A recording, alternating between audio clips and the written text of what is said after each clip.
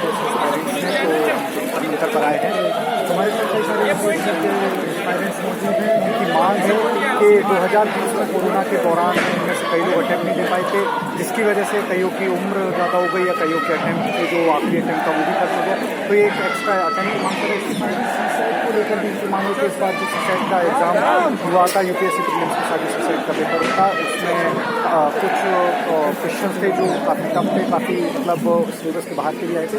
Suicide के exam को लेकर भी अपनी मांगे हैं, यूपीएससी एस्पायरेंट्स से बात करेंगे, जानेंगे कि उनकी क्या क्या मांग है, क्या क्या। ठीक है, सबसे पहले बात करें, सबसे पहले आप हमें ये बताइए कि बेसिक भी मांग क्या है जो मोदी जी के दौरान काम को यही बोलना चाहिए कि उसमें आप लोग अटैक नहीं कर पाए थे, या फिर दूसरी आपकी जो एक सुसाइड की मांग है, दोनों मांग को अलग अलग ढंग से समझें। हमारी दोनों मांग है सर।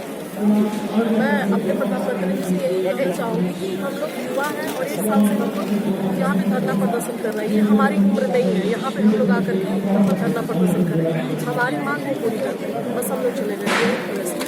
हुआ क्या था बेसिकली 2020-2021 में जो कोरोना के दौरान लोग अटैम्प्ट नहीं दे पाए थे, उससे ओवर एज हुए, कई लोगों के अटैम्प्ट थे जो लास्ट अटैम्प्ट वो निकल गए, तो अभी पूरा आप मुझे पूरा समझाइए जो भी व्यूअर्स उनको समझ में आए कि आपकी असल में मांग है क्या और क्या पूरी। पहले तो मैं आपको थैंक्स बोलना चाहूँगा क्योंकि आपने लास्ट टाइम दी और हमारी जैसे लड़ाई शुरू हुई तब से आज तक जितने प्रोटेस्ट किए आपने हमारा साथ दिया, इसलिए पहले आपको थैंक्स। एक बात हम कहना चाहते कि 2020 और 21 के जितने भी कोरोना से परेशान छात्र थे उनके लिए आज तक अभी कोई भी कंपेंसेशन अटेम्प्ट नहीं दिया हुआ। क्यों नहीं दिया हुआ है? हर बार जब हम जाते हैं हमारे एग्जीक्यूटिव साहब को जितेंद्र सिंह से बात करने के लिए तो वो बोलते कि इट इज नॉट विजिबल। तो इट इज नॉट विजिबल का मतलब क्या है?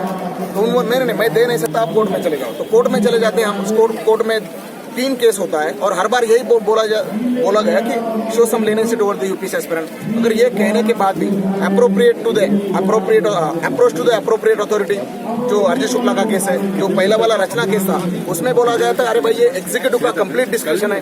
तो अगर कोर्ट भी कह रही है all India services rule, civil services rule सबको क्रॉस चेक किया, हर एक रूल्स रेगुलेशन को क्रॉस चेक किया, फिर भी कहीं भी इनको रोका नहीं है किसी ने। और दूसरी बात है कि रिजिड बॉडी है यूपीएससी, कॉन्स्टिट्यूशनल बॉडी है, अरे भाई डेमोक्रेटिक वेलफेयर स्टेट में रहते हैं, हमारी भी कुछ उम्मीदें हैं।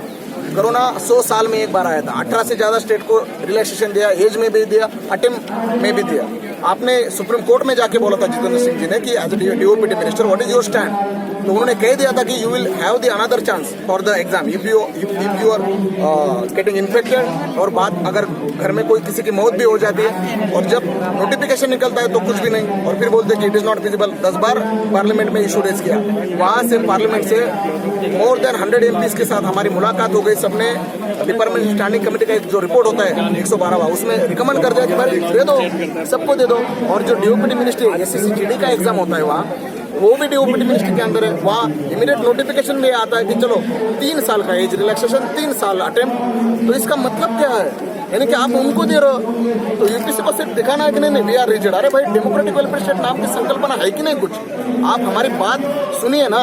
अगर डिपार्टमेंट स्टैंडिंग कमेटी बोल रही है, यानी कि आपके सामने बैठने वाला कैबिनेट मिनिस्टर बोल रहा है, आपके सामने बैठने वाले रूलिंग पार्टी बीजेपी के मिनिस्टर हमारे लिए आपको लिख रहे हैं, तो फिर भी आप नहीं सुन रहे। हमारा मानना इतना ही है कि हमारे कोई भी दूसरी जो कंटेंशियस मुद्दे होते हैं, हमें रिजर्वेशन चाहिए या कुछ अलग चीज चाहिए, वो हम मांगे ना। एक मौका चाह रहे एग्जाम देने का, क्योंकि परेशानी हुई और सबको हुई है, मैं अकेला नहीं हूँ, सबको हुई है। यहाँ हर साल आपको पता है कि 10 लाख फॉर्म भरते हैं, तो उनके सबके लिए तो कोविड था।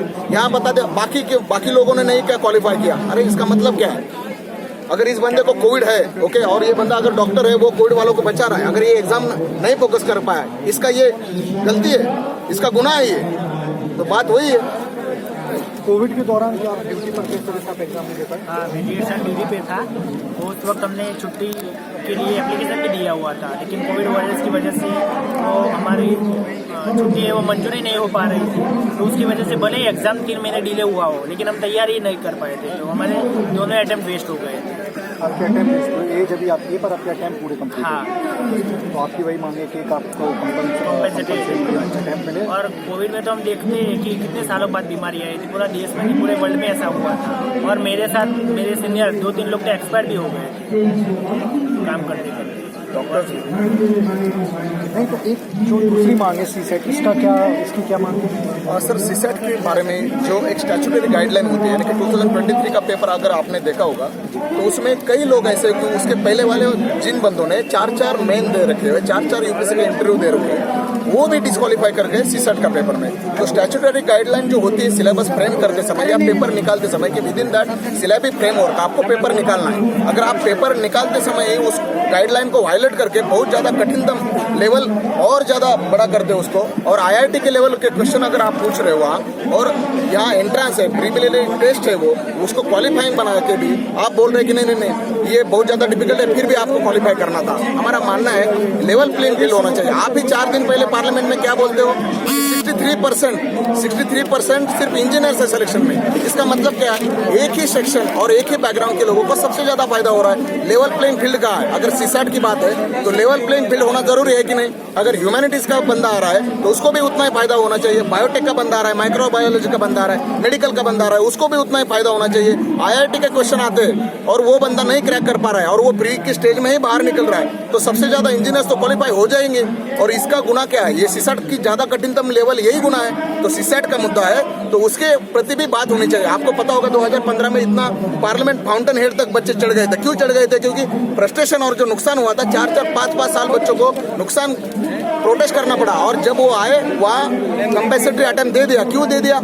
यही रीजन है कि ये जो फ्रस्ट्रेशन है लोगों को एड्रेस करना चाहिए। ये इलेक्शन का टाइम है, इसलिए हम रास्ते पे उतरे। मेरा मानना इतना है कि हमें हर बार उठाते जेल में डालते, हर बार उठाते जेल में डालते, ये कौन सा तरीका है? ये बिल्कुल गलत बात है। हमारा मानना इतना है कि सबके लिए कंपेंसेटरी आइटम 2024 में मिलना चाहिए और किसी भी हाल में मिलना चाहिए।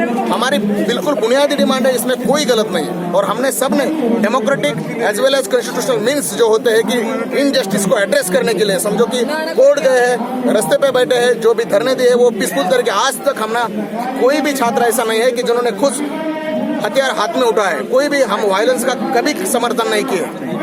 तो मेरा मानना इतना है कि ये सरकार को समझना पड़ेगा और हमारी तरफ से कुछ भी एक लेनेंसी होती है, नरमाई के साथ पेश आना होता है, तो हमारे साथ वो बुनियादी तौर पे हमारी बात सुननी चाहिए। इतना ही हमारे गवर्नमेंट के साथ कहना है। आपके साथ क्या हुआ था?